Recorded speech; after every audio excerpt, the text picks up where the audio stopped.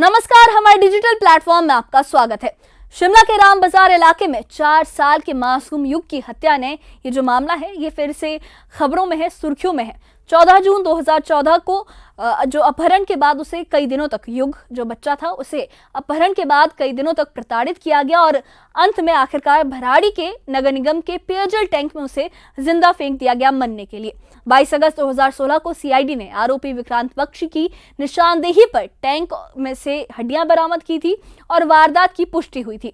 इस गंभीर और जघन्य अपराध में 5 सितंबर 2018 को जिला अदालत ने तीनों आरोपियों तेजिंद्र पाल, चंद्र शर्मा और विक्रांत बख्शी को दोषी मानते हुए फांसी की सजा सुनाई थी। लेकिन 23 सितंबर 2023 को हिमाचल हाई कोर्ट ने फैसला पलट दिया।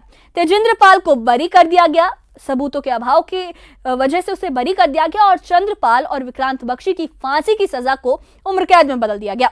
मासूम युग के पिता विनोद गुप्ता इस फैसले से असहमत है और न्याय की उम्मीद के साथ सुप्रीम कोर्ट में उन्होंने विशेष अनुमति याचिका यानी एसएलपी दाखिल की है, जिसे सर्वोच्च न्यायालय ने एक्सेप्ट भी कर लिया है, स्वीकार कर लिया है। परिवार का ये कहना है कि जिस आरोपी की भूमिका सबसे ज्यादा गंभीर थी उसे ही बरी कर दिया गया है और ये न्याय के लिए एक गहरा झटका है। 11 सालों की लंबी कानूनी प्रक्रिया के बावजूद परिवार का दर्द कम नहीं हुआ है। वो आज भी इंसाफ की राह देख रहे हैं और अब वो सर्वोच्च न्यायालय से न्याय की, इंसाफ की, जस्टिस की नई उम्मीद देख रहे हैं। इस खास रिपोर्ट में हम आपको बताएंगे कि कैसे ये मामला शुरू हुआ, आरोपियों की भूमिका क्या रही, हाई कोर्ट का फैसला क्यों चुनौती उसे दी गई है हाई कोर्ट के फैसले को, और परिवार अब किस नई कानूनी राह पर है। क्या है पूरा मामला, इसमें क्या अपडेट है, देखिए इस खास रिपोर्ट में।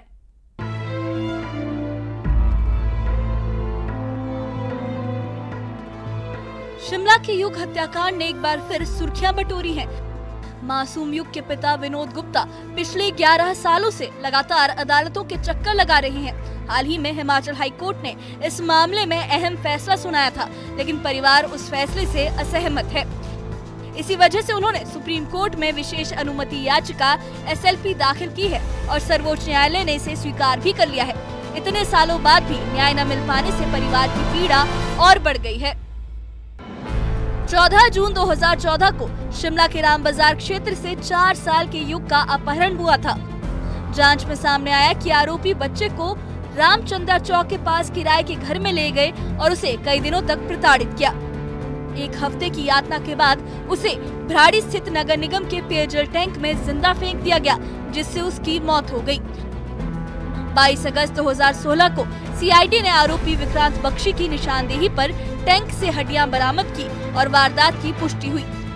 ये वही मोड़ था जब मामले की दिशा बदल गई और आरोपियों की भूमिका साफ तौर पर सामने आई।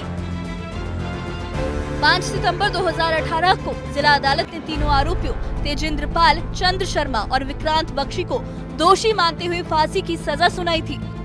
लेकिन 23 सितंबर 2023 को हाई कोर्ट ने फैसला पलट दिया। सबूतों के अभाव में तेजिंद्र पाल को बरी कर दिया गया, जबकि चंद्र शर्मा और विक्रांत बख्शी की फांसी की सजा को उम्र कैद में बदल दिया गया। हाई कोर्ट के इसी फैसले के खिलाफ अब परिवार सुप्रीम कोर्ट पहुंचा है और नई कानूनी लड़ाई शुरू हुई है। परिवार का कहना है कि हाई कोर्ट का फैसला उन्हें न्याय संगत नहीं लगता। युग के पिता विनोद गुप्ता ने बताया कि जिस आरोपी की भूमिका सबसे गंभीर थी उसे ही बरी कर दिया गया है। उन्होंने कहा कि मेरे बच्चे को 1 हफ्ते तक यातनाएं दी गई और उसे जिंदा पानी की टैंक में फेंक दिया गया। ये जघन्य अपराध है। निचली अदालत ने सही फैसला दिया था कि तीनों को फांसी हो।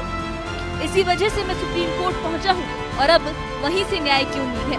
परिवार ने ये भी कहा कि सीआईडी ने जांच में पूरी मेहनत की थी, लेकिन हाई कोर्ट का फैसला उनके लिए बेहद निराशाजनक रहा।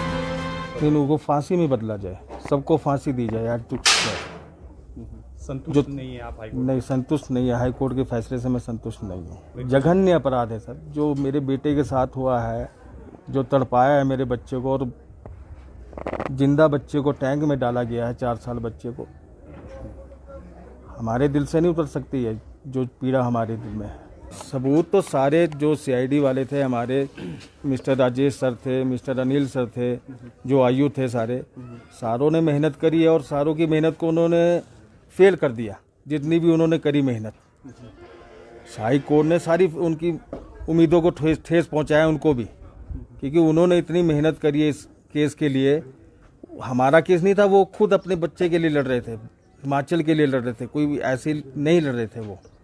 फाइट कर रहे थे कि हमें हमारे बच्चे को इंसाफ मिल पाए। बट सेशन से तो उन्होंने दिला दिया, बट हाई कोर्ट ने क्या देखा उसमें, ये चीज़ मैं नहीं बता पाऊँगा। क्या लग रहा है अब आपको सुप्रीम कोर्ट से उम्मीद है कि सुप्रीम कोर्ट से सर उम्मीद तो है ही है सर, तभी हमने याचिका दायर करी है। एक्सेप्ट होगी आपकी याचिका और कब सुनवाई है? सर अभी डेट नहीं आई है, एक्सेप्ट तो हो गई है। युग हत्याकांड में सुप्रीम कोर्ट की सुनवाई का इंतजार अब परिवार की नई उम्मीद बना हुआ है। 11 साल की लंबी कानूनी प्रक्रिया के बाद भी न्याय अधूरा है, लेकिन एसएलपी स्वीकार होने के बाद परिवार को भरोसा है कि मामले की फिर से गहराई से सुनवाई होगी। अब नजरें पूरी तरह सर्वोच्च न्यायालय पर हैं, जहां से आने वाला फैसला इस संवेदनशील मामले का भविष्य तय करेगा।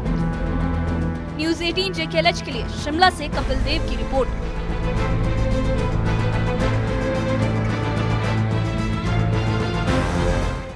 युग हत्याकांड की लंबी और संवेदनशील कानूनी प्रक्रिया अब सुप्रीम कोर्ट में पहुंच चुकी है। 11 सालों की लंबी लड़ाई के बाद भी परिवार को न्याय नहीं मिला है। उनका न्याय अभी भी अधूरा है। उन्हें लगता है कि जो फैसला हाईकोर्ट ने सुनाया है वो सही नहीं है, लेकिन एसएलपी स्वीकार होने के साथ ही उन्हें फिर से न्याय की उम्मीद मिली है। यानी 11 साल हो चुके हैं, अभी तक न्याय नहीं मिला है। अब जो मामला है वो देश की सर्वोच्च अदालत के पास है और उन्हें उम्मीद है कि अब उनके बच्चे, उस मासूम बच्चे को एक न्याय मिलेगा, उसे जस्टिस मिलेगा और उन आरोपियों को जिन्होंने ये जघन्य अपराध किया सजा मिलेगी और आगे लोगों को एक सबक मिलेगा कि इस तरीके के लोगों का, जिस तरीके का सलूक करते हैं, उनके साथ क्या सलूक होता है, उनका क्या हश्र होता है। तो जो मासूम युग है, उनके पिता का कहना है कि जिस आरोपी ने उनके बच्चे को सबसे ज्यादा प्रताड़ित किया उसे ही हाईकोर्ट ने बरी कर दिया और यही वजह है कि परिवार अब सर्वोच्च न्यायालय की ओर देख रहा है। उन्हें उम्मीद है कि वहां से उन्हें जस्टिस मिल जाएगा। सुप्रीम कोर्ट की सुनवाई अब परिवार की नई उम्मीद बन चुकी है।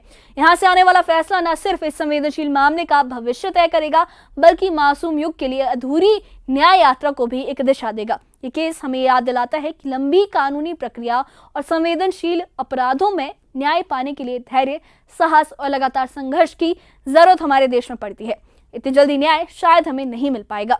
परिवार की उम्मीद है कि सर्वोच्च न्यायालय पूरी गहराई से मामले की सुनवाई करेगा और उन्हें न्याय दिलाएगा। 11 सालों के संघर्ष के बाद अब सभी नजरें सिर्फ सर्वोच्च न्यायालय पर हैं, सुप्रीम कोर्ट के फैसलों पर हैं, जहां से आने वाला फैसला युग हत्याकांड की पूरी कहानी का निष्कर्ष तय करेगा।